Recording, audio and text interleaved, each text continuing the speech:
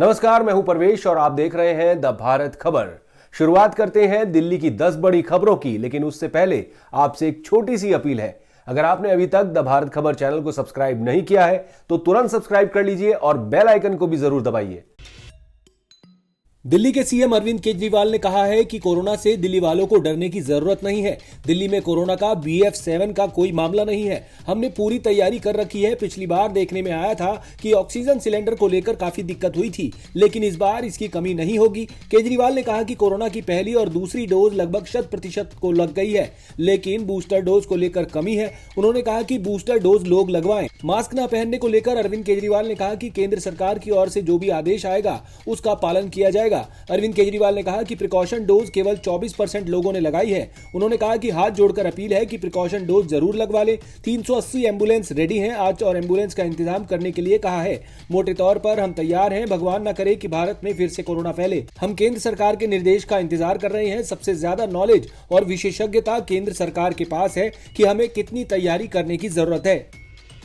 दुनिया में कोविड के बढ़ते मामलों को देखते हुए दिल्ली एम्स ने एडवाइजरी जारी की है। इसमें कहा गया है कि अब एम्स के स्टाफ को अस्पताल परिसर में कोविड नियमों का पालन करना होगा। अब परिसर में मास्क पहनना अनिवार्य कर दिया गया है। 5 से ज्यादा लोगों के जमा होने पर भी रोक लगा दी गई है। इसके अलावा कैंटीन में भीड़भाड़ से बचने की अपील की गई है।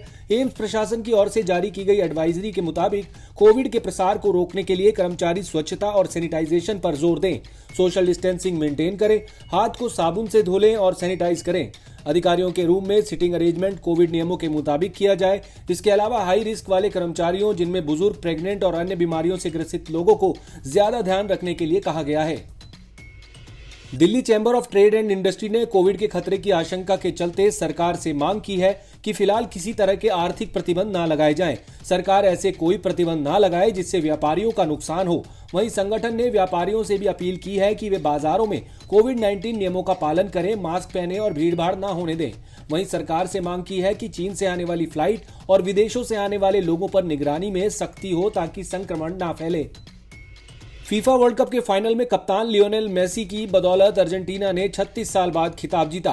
पूरी दुनिया में अर्जेंटीना की जीत को मेसी का मैजिक बताया गया, लेकिन दिल्ली में अलग ही मेसी गैंग चल रहा है। दिल्ली वाला मेसी भी फुटबॉलर है, लेकिन क्राइम की दुनिया में ये कुख्यात है। दक्षिण जिले के सीआर पार्क थाना पुलिस ने जेब तराश मेसी गैंग का भंडाफोड़ किया है। इनसे चोरी के 56 फोन और एक ऑटो बरामद किया गया है। दिलचस्प ये है कि गैंग का सरगना पिंकू मेसी एक फुटबॉलर है जिस पर मर्डर समेत 10 केस हैं। चारों आरोपी नशे के आदी हैं। आरोपियों शिनाख्त बदरपुर के मीठापुर निवासी अजय कुमार, फरीदाबाद के पम्मी उर्फ अजय, तिगड़ी निवासी फिरोज खान उर्फ जफर और जसोला विहार के पिंकू मेसी उर्फ अन्नी मेसी उर्फ जेम्स के तौर पर हुई है। पुलिस ने इनकी गिरफ्तारी से 55 मामले सुलझाने का दावा किया है। डीसीपी चंदन चौधरी ने बताया कि पुलिस की टीम 20 दिसंबर को पेट्रोलिंग कर रही थी। इसी दौरान एक संदिग्ध ऑटो दिखा। इसे रोका तो इसमें 4 लोग बैठे थे। इनसे इलाके में मौजूदगी की वजह पूछी। शुरुआत में ये बरगलाने की कोशिश करने लगे। तलाशी लेने के बाद इनके पास से 11 फोन बरामद हुए, जिनके बारे में ये कोई संतोषजनक जवाब नहीं दे सके। जांच में ये फोन चोरी के निकले। आरोपियों से पूछताछ के बाद 45 और फोन बरामद किए गए। आरोपियों ने खुलासा किया कि वो 4-5 साल से साउथ और साउथ ईस्ट जिले में वारदात कर रहे थे। भीड़भाड़ वाले इलाके में ध्यान बटाकर फोन और अन्य महंगी चीजें चोरी कर लेते थे, फिर ऑटो से फरार हो जाते थे। दिल्ली पुलिस की स्पेशल सेल ने मणिपुर से हेरोइन की खेप लाकर दिल्ली, एनसीआर सहित देश के अलग अलग हिस्सों में आपूर्ति करने वाले गैंग का खुलासा किया है। पुलिस ने गैंग की महिला सप्लायर और 5 तस्करों को 24 करोड़ रुपए के नशीले पदार्थों के साथ गिरफ्तार किया। इनके कब्जे से पुलिस ने 4 किलोग्राम अफीम और 5 किलो से ज्यादा हेरोइन बरामद की है।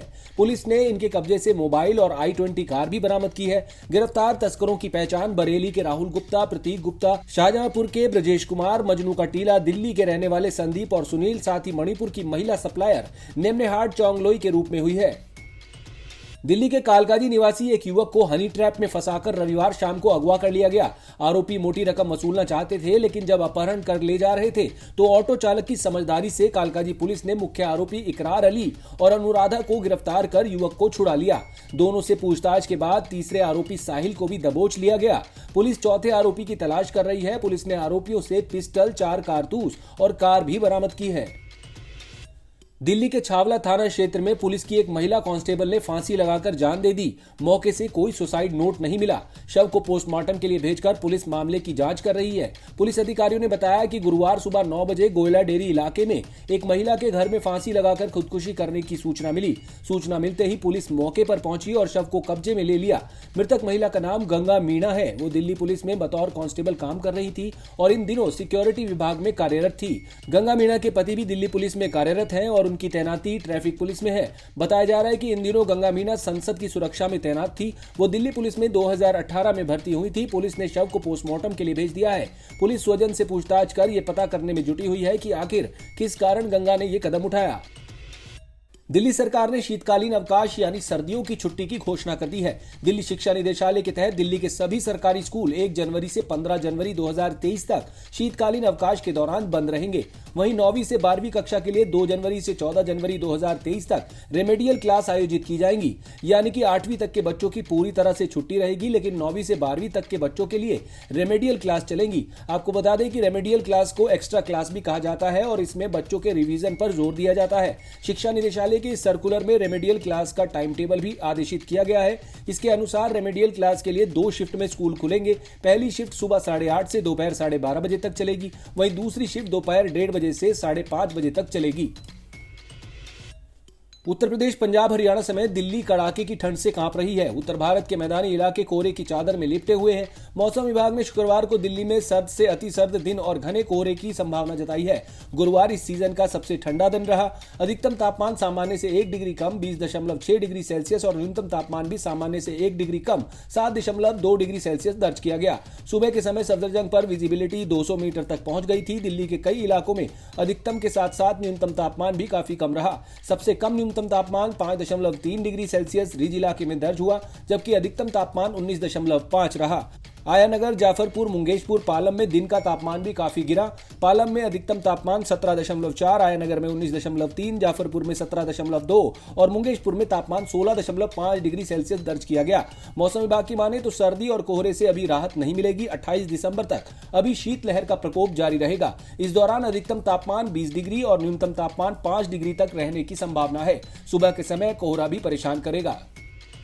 G20 शिखर सम्मेलन से पहले दिल्ली नगर निगम ने सड़कों को एक नया स्वरूप देने की तैयारी शुरू कर दी है। MCD अपने अंडर आने वाली सड़कों के किनारे फूलों की क्यारियां और गमले लगाएगी। इस कार्य के अंतर्गत Sunder nursery, Tughlakabad, shooting range, Qutub Minar के पास पार्क, लाजपत नगर में बाजारों की सड़कें, ग्रेटर कैलाश पार्ट 1 में बाजारों की आंतरिक सड़क, ग्रेटर कैलाश पार्ट 2 में बाजार और साउथ एक्सटेंशन मार्केट के अंदर की सड़कों और डिफेंस कॉलोनी मार्केट की सड़कों को संवारा जाएगा। महत्वपूर्ण बाजारों, ऐतिहासिक स्थानों सहित महत्वपूर्ण स्थानों पर 55 सार्वजनिक कलाकृतियां स्थापित की जाएंगी। दिल्ली नगर निगम ने अपने पार्कों, सड़कों और इनके फुटपाथ और सेंट्रल वर्ज के सौंदर्यीकरण के कार्य को युद्ध स्तर पर शुरू कर दिया है। निगम ने जानकारी दी है कि सौंदर्यीकरण के लिए महत्वपूर्ण क्षेत्रों की पहचान की गई है। यहां निर्धारित समय सीमा के भीतर काम पूरा करने का लक्ष्य रखा गया है। इसमें सड़क के बुनियादी ढांचे में सुधार, फुटपाथ का सुधार, नए साइन बोर्ड, फ्लाईओवर के नीचे सौंदर्यीकरण, अच्छी LED लाइटिंग, रोशनी के साथ पेड़ों को रोशन करना, नालियों को ढकना, टूटे स्लैब को बदलना, महत्वपूर्ण स्थानों पर सार्वजनिक कलाकृतियां, आधुनिक कियोस्क का विकास और जल भराव को रोकने के लिए स्थायी उपाय किए जाएंगे। आप देख रहे थे दिल्ली की 10 बड़ी खबरें। अगर आपको हमारी ये खबरें पसंद आई तो लाइक कीजिए, कमेंट कीजिए और इसे अपने दोस्तों के साथ व्हाट्सएप पर शेयर कीजिए। नमस्कार।